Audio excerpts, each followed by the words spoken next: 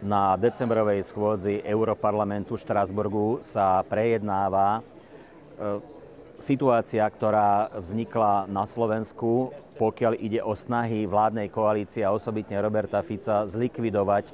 špeciálnu prokuratúru a týmto spôsobom zastaviť konanie v rôznych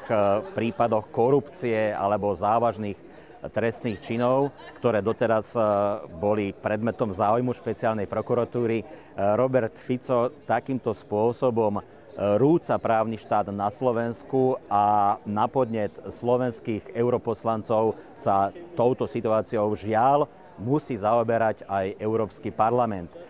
Očakáva sa, že Európsky parlament odsúdi konanie Roberta Fica a jeho vládnej koalície a bude tu teda snaha o to, aby špeciálna prokuratúra zostala zachovaná aspoň z nejakej časti a aby to, čo tu hrozí, návrat ukradnutého štátu, ako niektorí hovoria, rozvrat právneho štátu, zametanie kauz pod koberec,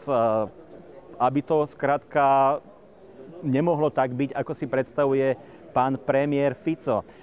Európska únia sa samozrejme oprávnene obáva aj o to, aby sa napríklad znova nezačalo masívne rozkrádanie eurofondov, tak ako to bolo za predošlých vlád Roberta Fica, na čo práve špeciálna prokuratúra upozorňovala a za čo aj boli už určité osoby odsúdené. Čiže Európsky parlament sa touto situáciou bude vážne zaoberať, bude zrejme prijaté určité uznesenie, ktoré bude vyzývať